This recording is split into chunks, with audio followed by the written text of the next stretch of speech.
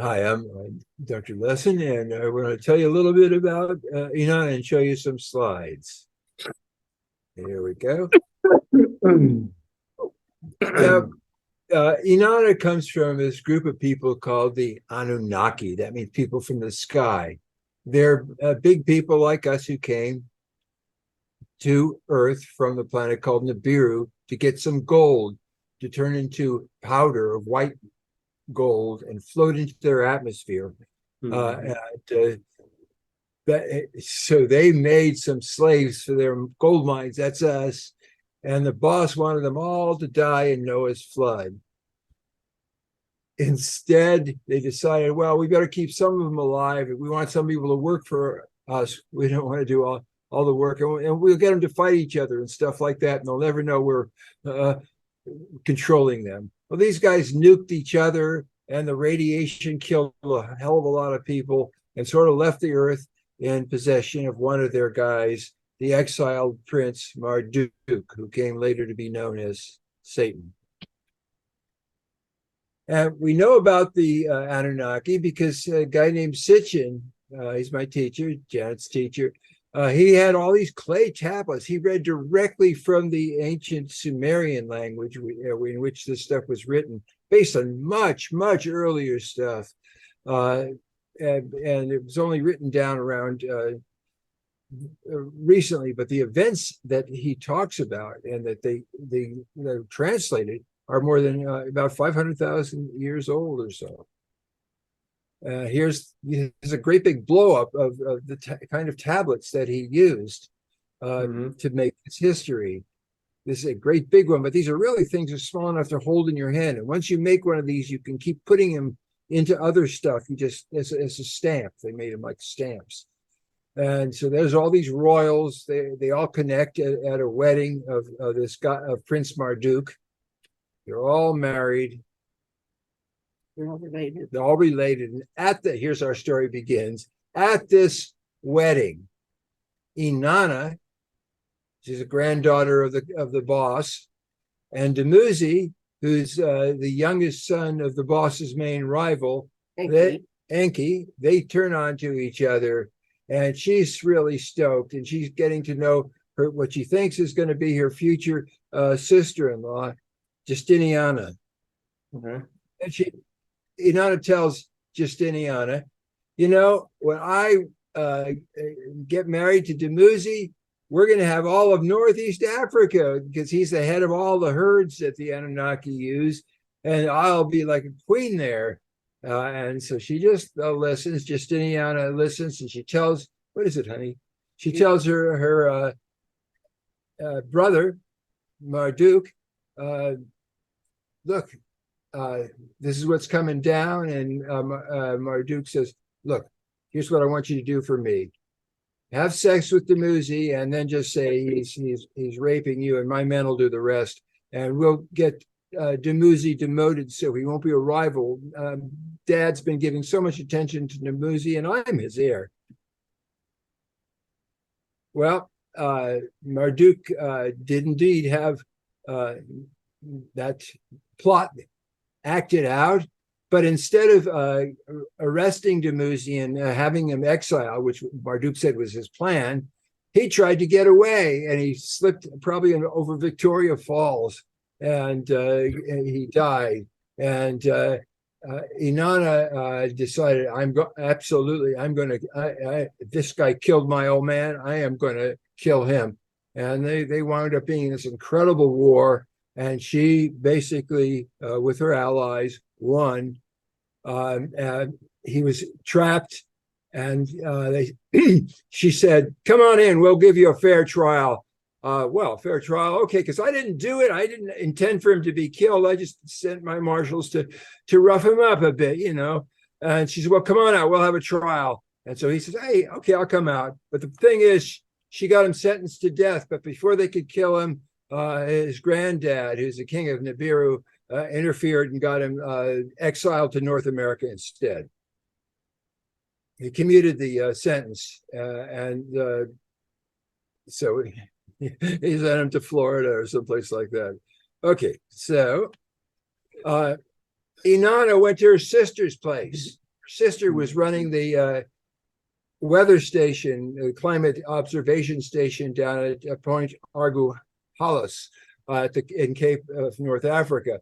And so Inanna went to her sister who was down there and said, look, I want your old man, your husband or gal, to make a baby boy with me, and then I'll rule Northeast Africa through this kid, because he'll be like, like Dumuzi, but you'll do it, and I like you anyway, Nergal, she wants to say to him. But the sister didn't dig it. She, no way. And she kills Inanna. However, Enki sends his robots down, and they revive Inanna, and the next thing that happens in Inanna's life is the king himself, Anu, goes to Earth, and they get ready for him, and they make this beautiful temple, and they're going to give Inanna to him as his special sexual companion while he's down there. And so this is a depiction now of did it change? Yeah, you touched it. Okay, he's flying to Earth. Yeah. Okay. Then they have a really good time. Wait. Yeah, what are you doing? Okay, so the Queen Antu trains Inanna in the sacred sexual arts. Right. So that we have this experience, it's very transcendental and spiritual. So when they have this mating, or I don't know if they were supposed to produce children or not, but anyway, they had this sacred mating, and he was just enamored with her, and elevated her, and said he's his special. She got Concubine. Concubine, right? Right. So as a result, okay, back to Okay, so he said that he gives her as a gift the temple that they made specially just so that, in this ceremony they're in the middle, and all the royals are holding hands, and they're watching through these diaphanous curtains, this wonderful coupling, and she's been trained. The royal wife trained her in all kinds of tantra stuff, which she later will pass on to humanity.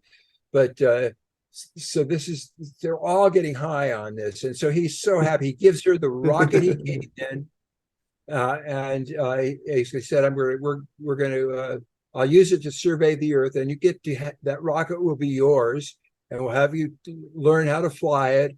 And I'm going to give you the Indus Valley. I'm going to develop the area that someday they'll call Pakistan into into a place for you. So there's a depiction. A Russian fellow drew this of the king with Inanna, and it's sort of a drawing of the temple he gives her. Let's take a closer look at the temple. This is what the temple looks like. They actually dug it up and reconstructed it. That's what it looked like. It's at a museum somewhere. Yeah, it's at a museum. But she got to this temple, as you'll see, she winds up doing a lot with it later on. She builds it into a whole city. And one of the things that the king did while he was there, he said Marduk came back. He had Marduk and his son Nabu brought before him, and his wife had died, Sarpanit, his earthling wife, and the king pardoned him. You've been in North America long enough. You can go back to your dad's place in Iraq or northern Kuwait, and so Marduk is pardoned. Now Inanna wants to have the computer programs that makes a whole city run. It's everything from sewage to the running water and everything. They have these very incredible computer programs called MEs. And I got the Duchess of Alba to pose for me as Inanna. And there she is. And very similar. In Facebook, I have to hide the nipples. But in any case, here we can with Tyrone, we can show you how the Duchess of Alba looked. But anyway, she got him drunk. and they did some psychedelics too. And every time she said, I got a trick I learned. I'll show you if you give me one. And he said, oh, okay. And I got a trick I learned. I bet you don't know. I'll show me another. And they went on like this. And she got lots of things. Later on, yes, you'll see, she becomes queen of the earth as a result of these. But the first thing she wanted was to make that little temple into a city. And she seduced him. And she got her programs, and she ran off, and he sent his mater after the guy that does stuff for him after her. She ran to the boss, and the boss said, did you, called Enki, did you or didn't you give them to her? Yeah, I gave it to her, but I was drunk. Well, you gave them to her, and now they're hers. Now shut up about it. And so she got to make this whole city.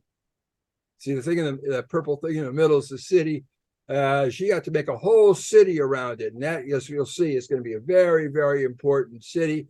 And she was given the Indus Valley, where she ruled, and she flew back and forth from, if you look at the head of the Persian Gulf there, you can see it's not that far. She would fly, she had a Vimana back and forth to her places in the Mohenjo-Daro, Dholivara, Harappa, in the Indus Valley. Okay. And this is what the cities look like. They've been excavated. They're just marvelous. They have baths. They have indoor plumbing. And they have tantric temples, because she took all this stuff that she learned and she taught the Hindu adept women what she learned. And there she was known as Shakti when she was. And it was known as an art. It was the art of sacred sexuality. Oh, it was a spiritual art form, yeah. Here's one of her other cities with the baths reconstructed. This is Mohenjo-Daro.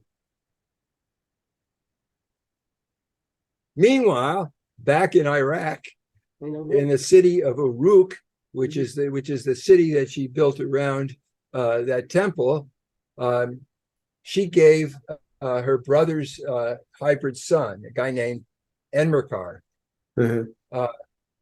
She gave him the kingship. You're king of my city, and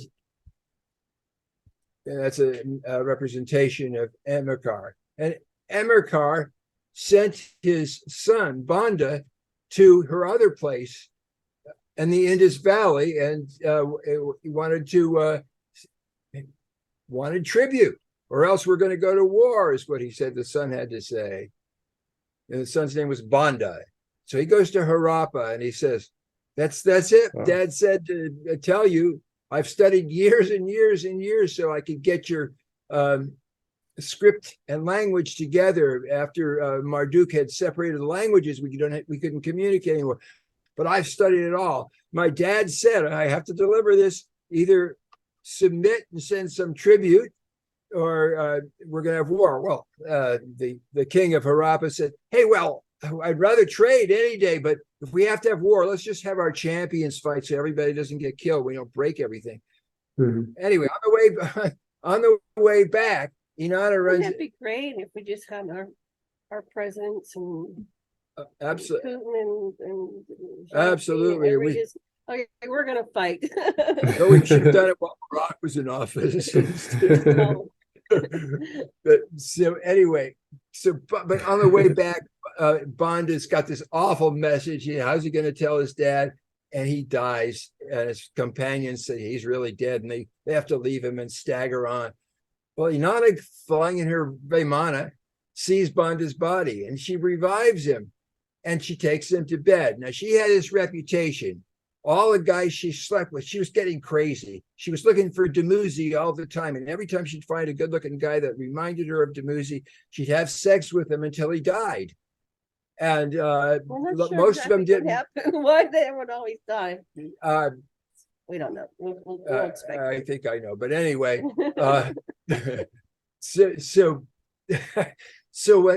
but this guy didn't die. The reason he didn't die is because he was 2/3 Anunnaki. Whatever it was killing these other guys didn't get to him. And she never got over it. She still thought he was Dumuzi, but that he had reincarnated in Banda's body. And almost like she had done it because she loved Dumuzi and was looking for him so much that she had made the spirit of Dumuzi come into Banda. And she started really thinking of herself as having extraordinary things. Anyway, she went home with Banda, and she told his dad, "Hey, Dad, I think it's time you retire. I think Banda's going to be king around here." And Dad says, "Sure, I'm glad to get off the hot seat." So Enmerkar gladly gave over his rule to his son Banda and Uruk. Now they had Banda and Ninsen, who was a daughter of Enki and Enlil, the top brass, had a kid named Gilgamesh. And the way they figure things. Enki's daughter, Ninsen, was the daughter of Enki? And who was the mother? Do you know? Ninmah. You didn't say that. Okay. So Ninmah, Enki. Okay. So they begat Gilgamesh. Continue. Sorry, I had to. Okay, and so Gilgamesh, the way they think of things is 3/4 royal, but he's 1/4 not royal. He's 1/4 hybrid from the advanced hybrid slaves that they made. But anyway, he really starts getting in trouble with the people of Uruk. Now, Uruk was a really happy place because they had all these tantric temples, and anyone could go in and be healed and have a good time and so forth. But he invoked this right of kings, the right of the first night, which means he got to deflower the girls before their young husbands could. Yeah. This was a big deal because the guys especially wanted, and the way the temples are set up is the man and woman who are on their wedding night go to the temple, and they do this spiritual thing where the whole idea is in their first lovemaking, if they could create a child while their love is the purest and best and all that stuff. And he was invoking this right, and it was bumming them out. And there was riots, but what can an ordinary person do against an 8-foot person with a big sword who's got the backing of the Anunnaki? But he was causing a lot of trouble. Right. So, and part of the trouble was he was had to do with Inanna. The way that she had her trip with the king, and now the king is Gilgamesh, is that he couldn't have sex with her most of the year.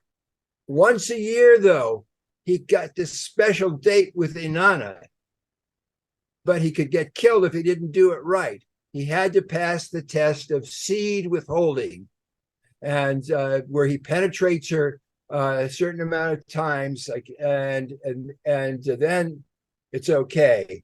He can't do it any other time, and he's supposed to get killed if he has sex with her any other time. So naturally, when that time's over, he's obsessing with her all the time. Well, they don't know what to do with Gilgamesh, so they have the scientist Enki make an android. The android's name is Enkidu, but Enkidu is just too strong and too Klingon-y. So they send a tantric teacher to tame it. Her name is Shamhat, and she tames the beast, and he becomes a human being. He goes into town and he meets Gilgamesh, and first they have a great big fight. These guys both love to fight, and then they love each other. They become lovers eventually. They love each other. Yeah, and then they then they decide they see some rockets landing, and Gilgamesh doesn't want to die. He says, "Look, the Anunnaki seem to live forever. That's how they do it. They go to that place in those Vimanas, rocket ships, or whatever you call them. I want to go there and ask their king to make me. I'm 3/4 Anunnaki anyway." And so they get together, these two powerful dudes, and they go to where they saw the launch pad, and they loosen a gate, and they find they see rockets launching, and they pry open the gate, and the robot guard comes upon them. But and it's just a mechanical thing, or an android. They kill the robot guard, and when they had opened the gate, they let out this, what they thought was this gigantic bull, and they're fighting like hell. And then at one point, when they tear the bull apart, they find it's a bunch of gears and stuff inside too. Well, Inanna's watching this fight from her Vimana, and she says, "Oh, wow, you turned me on, bro. Heck with the rule. Come on and be my lover." He says, "No way, man. I don't trust you at all. I've suffered for you all those times. I'm not going to be your lover. I might die or turn into a toad. I heard you turn one of your lovers into a toad. I don't want to do that." And boy, at him. So, but she asks Yahweh, or Enlil, as he was known in those days, "Would you please kill this guy?" And Yahweh said, "I'm not going to kill a royal. He's 3/4 royal, but I'll kill his best friend." So Enlil kills Enkidu, makes him sick. That's how they interpret it anyway. Okay, well, Gilgamesh goes on, and what do you know? He's about ready to give up, and he meets Noah, who had been. So how many years later is this? Like hundreds or thousands? Or Okay, so you want me to figure out years? no, don't do exact. Like approximately. Okay, wait a minute. Never mind. Let's see. It's years later. That's all we The need. flood was okay. Anyway, listen.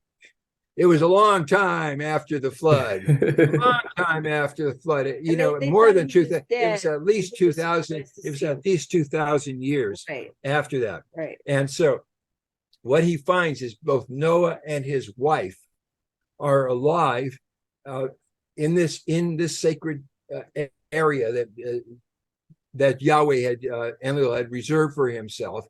And what Noah says is, "Look, down in the bottom of this pool, there is this substance that the Anunnaki harvest and eat. If you get some and eat some, you'll live forever and you won't die." And so there it is. Gilgamesh dives down, and he gets this stuff, and it's in his hand. Yeah. But then a snake comes, takes it out of his hand. And, As they actually say, serpent, yeah. What that just means is that whatever protection, and this could be electrical snake, the way the Anunnaki think, there was a device that made it impossible for him to use. Snake drone. And so in the end, Gilgamesh dies. He died recently. and Janet will tell you when it's her turn about other stuff. Let's see. I would like to continue a little bit with Inanna. Keep going. So she gets over it, and she's sleeping in her garden. And what do you know? One day, her half brother, his name's Sargon, can't resist, and he rapes her. She doesn't get mad. She just goes, and she likes it. She chooses him, Sargon, to lead her armies. Die. That was good. Oh no, he's her half brother. Okay. And together, Sumer, all of it. That's all of Iraq and northern Kuwait becomes theirs, and they build a big capital called Agade, and their capital city Akkad. It's all named after stuff back on Nibiru. And so there's a picture of a reconstruction of their city, Agade. They conquer everybody. They take people slaves. They kill people. They just totally are in control. Well, Marduk, who's now been pardoned, isn't going to let her run everything. And so he makes an alliance with Nergal, who turns on him. You'll see what happens. So Marduk comes back came from Babylon, and he goes to now that he's been pardoned, he diverts all the water that goes to Iraq through his computer. Before, all the nobles were always fighting about water. And he makes a system so that irrigation happens, people can travel on the rivers, and it all is working through he's an engineering genius. That's part of what he does. But Nergal comes up, and Marduk doesn't know that Nergal, even though they're half brothers, has now gone over to the other side, to Enlil's side. And what Nergal says, your dad knows where nuclear weapons are stored, and I know where they are, and we're on the same side. Marduk doesn't know Nergal's traded sides. Go down and get the formulas for those weapons. Know where they are, and I'll take care of things here. So off he goes to get the weapons Enki hid. And while he's gone, Nergal breaks the water system. Everything's flooding. It's just chaos. And this is the big chance, because Nergal is really working for Inanna. And this is when she makes her move with Nergal, the turncoat, and with a new king that she gets once Sargon gets old and drunk and can't get it up anymore. She gets in with another guy, Niram's son. Here, let's look at their pictures. First of all, Nergal and Inanna run Marduk out of Egypt. They just run over. And then with Naram Sin, her king from Akkad, they overrun Jericho, which is ICHO, incidentally. But Naram Sin is a fierce Sumerian leader. Right. However, Enlil, Yahweh, gets his son, Ninurta, the one who always comes through with this superior aircraft. He's got a fighter bomber plane and an incredible multi-headed missile fire and stuff. And he gets rid of Inanna. Inanna and Nergal run the heck out of there. They go to South Africa to hide out. It's all over. Back to Enlil's enforcer, Ninurta, has taken control of everything again. And then he goes off to build another spaceport in the Andes. But the problem is that while that's happening, his soldiers they go out of control. So Yahweh comes back in, Enlil comes back in, and he puts his peaceful son, Nanar, who becomes Allah later, in charge. Right. So she comes back, Inanna comes back. He says, "Come back, honey. You're a great enforcer. I've sent Ninurta to South America, and you'll like Shulgi. I think you and he'll make a good pair."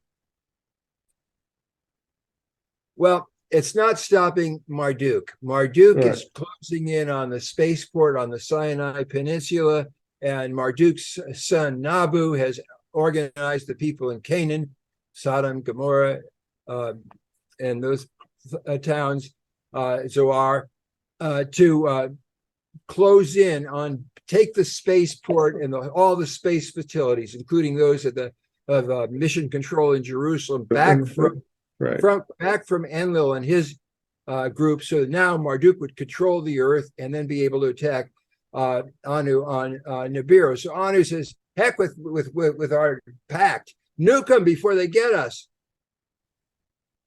And so the Nibiruans nuke Sinai, and they nuke the south part of the Salt Sea, which becomes the Dead Sea. They want to stop Marduk. However, the radiation from this nuking blows north and blows over everything in Sumer, everything in Iraq. But of course, Marduk has foreseen this might happen, and so he's got fallout shelters. And Enki has fallout shelters too. But the rest, all the humans in Sumer, in Iraq, are dying. But the Anunnaki get off. They get in their boats, they get in their planes, they get in their Vaimanas, they get in their subs, They get the hell out, just like we got out of Iraq and Afghanistan. And they just leave the humans to die, except for one royal princess, and that's Princess Bao, Ninurta's wife, who stays and dies with the humans to give them comfort as they die the horrible death that you get with the kind of radiation that we rated on Hiroshima and Nagasaki. Almost done. Okay, yeah, Janet says we're almost done. Okay, so in we're at 1954 BCE, Enlil talks to Anu, and he said, look, I keep getting this vision from Galzu, the Fed representative, who said that Marduk is unstoppable. We've got to let Earth have some kind of order and just make him he survived. No, we're through. Let Marduk be the king now, and that's what they decide they're going to do. However, Marduk was not through. And a lot of things came to a head. I'm not going to go into this too much right now at all, actually. But Inanna is on the side for Troy, and the people of Anatolia, they fought Greece, whereas Marduk gets in charge in a way, and everything becomes Marduk, who says he's Zeus, who says he's Yahweh, who says he's Inanna, he says he's everybody, but and then all these other Anunnaki are just aspects of him. So whatever it is, it comes to a head in this the battle for Troy. Have no other gods before me. Marduk became it. That's it. And so Inanna had a son. His name was Diomedes. Who was Aeneas? Aeneas was her son? I'm trying to tell you, yeah. Oh, Diomedes is Aeneas? No. I'm confused. Go ahead. Continue. In the battle between the Trojans and the Greeks, a Greek warrior named Diomedes wounded Inanna, who was there fighting next to her son, Aeneas. Okay. And everybody said, "Oh my gosh, she's a goddess. She's bleeding. That means we can kill them. We don't have to be afraid of them anymore."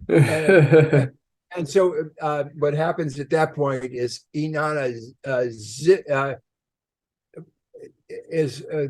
knows that when her son goes down, he's now vulnerable.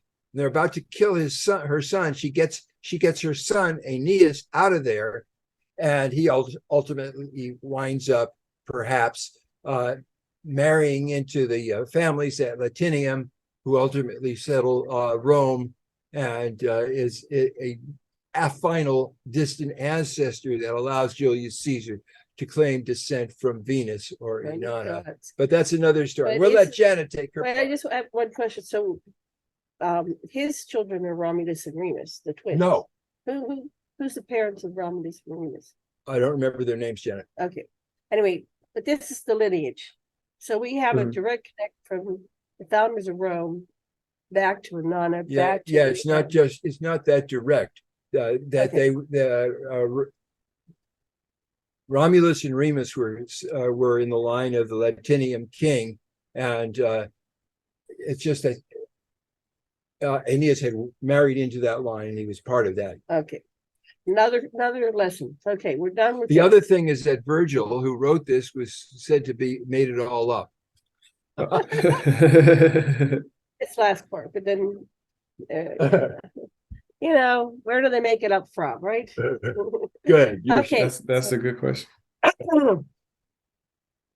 Okay, we're gonna end this one. Okay. Oh, do your part, Janet. I'm trying to figure out how to get to the next one.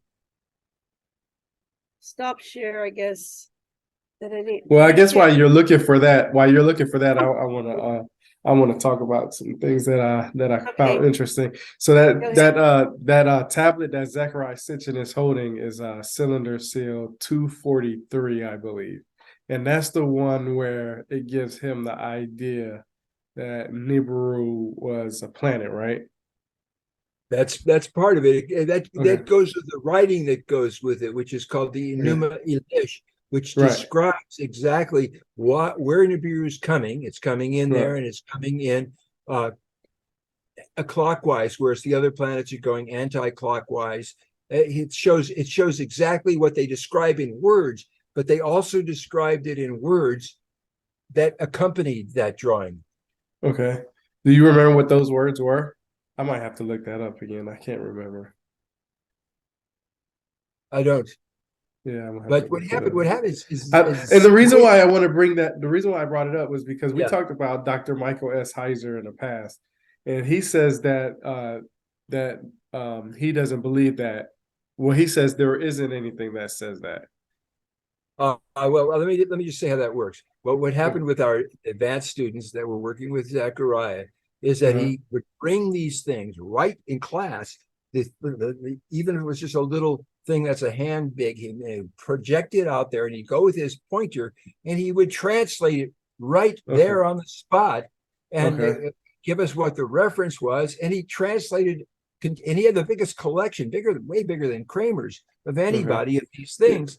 And he would translate it right there. And this other guy that you're talking about, he was one of these paid information agents whose job it is to cast doubt on anything having to do with UFOs or greater antiquity of humanity. And when it's like when you get a guy like that on your tail, it means you got it made. You're telling the truth, and it's scaring those that are trying to hide it. No, yeah, because when, like, me personally, I'm just looking for the information, and I know that when I look for the information, I get Zecharia Sitchin's ideas, and I get, of course, individuals like Dr. Michael S. Heiser. And the only reason why I say him is because he actually made a website, and it's weird. I don't know if you guys ever visited or not, but he made a website. Hilarious. Yeah, he made a website that says Sitchin is wrong.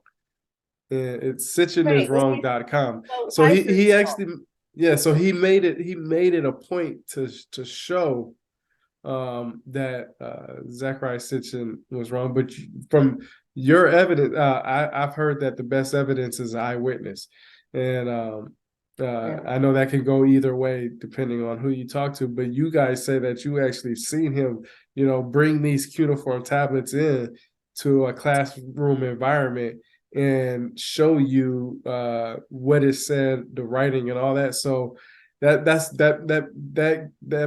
helps me more understand better about planet Nipple. He started a certification program. Okay. And are you still on the screen?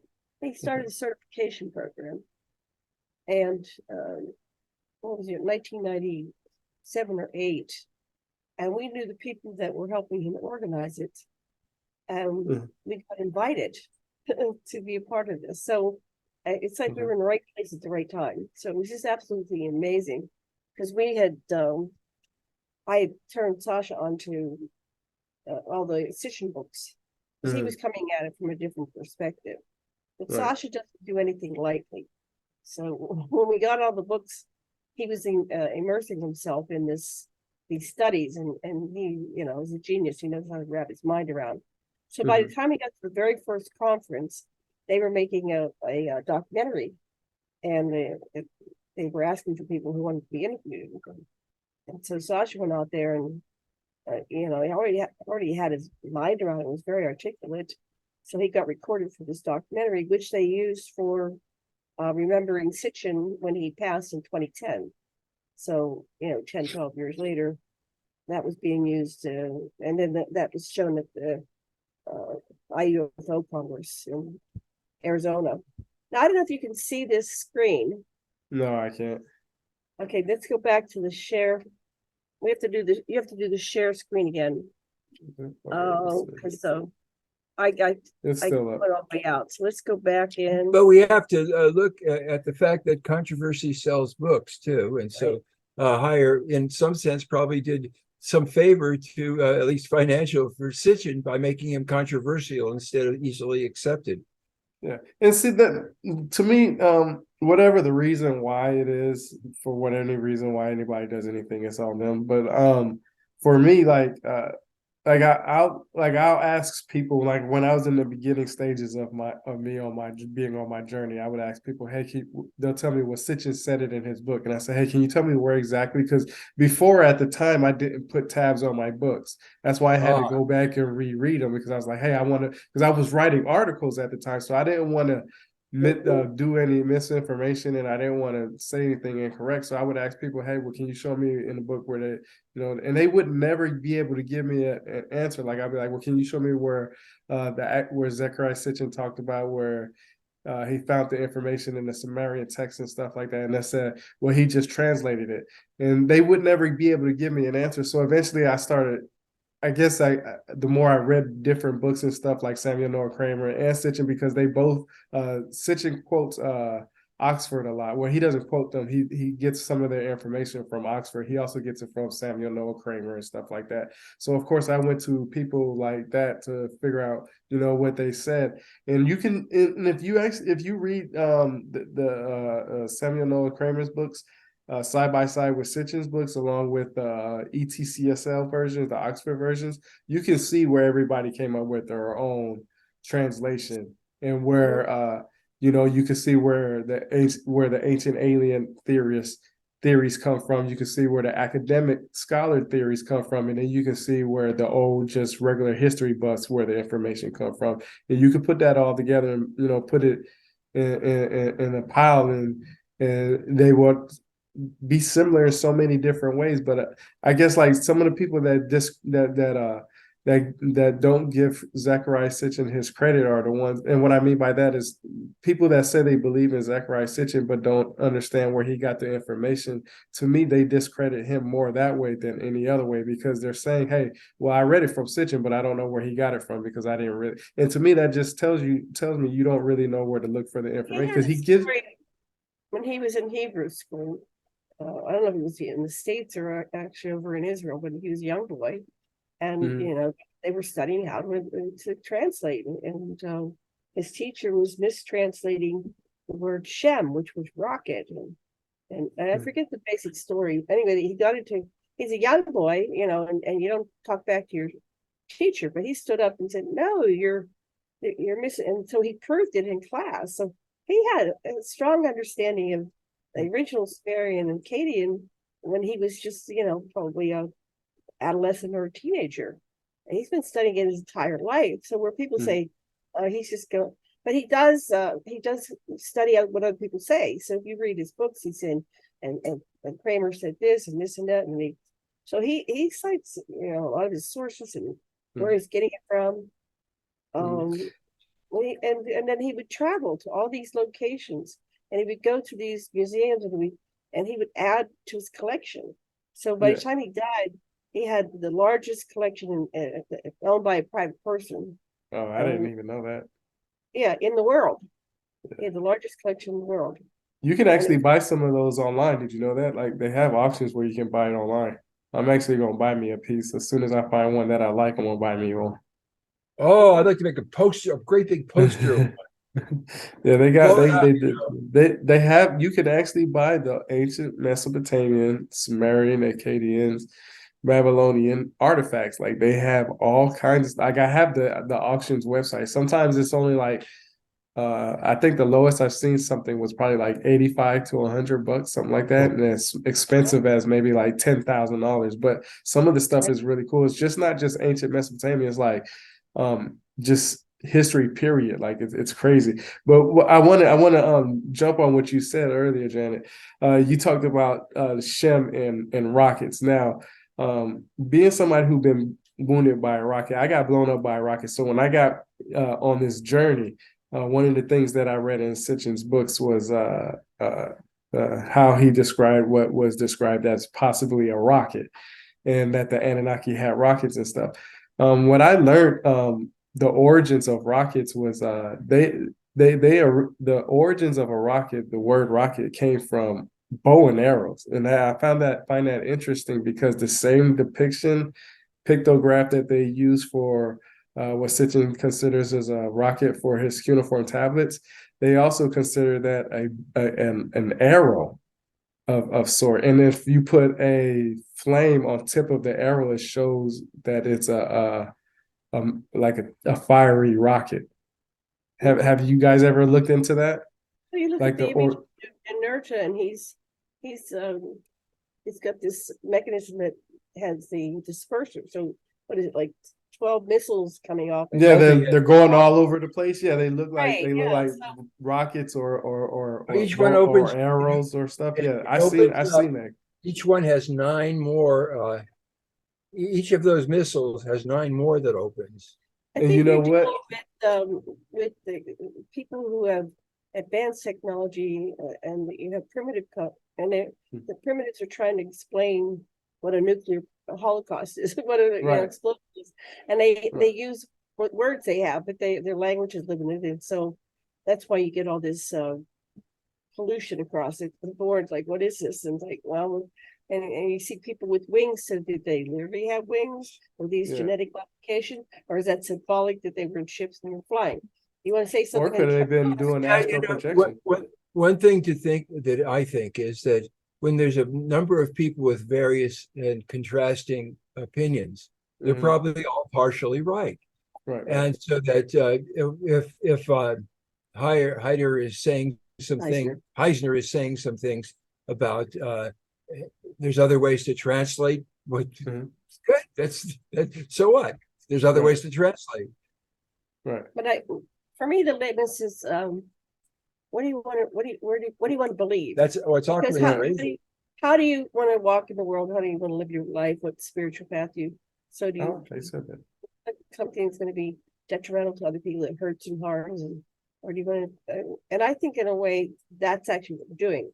We're Mhm. co-creating existence, so it's your focused intention that manifests, law of attraction and action. So be careful what you focus on and think and believe, because you may just make it happen.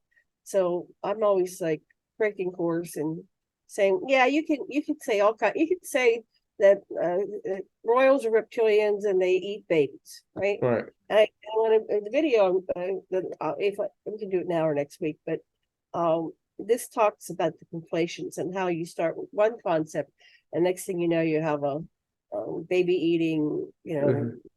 devil with horns, tails. That'll come out in your slides if you show Yes. them.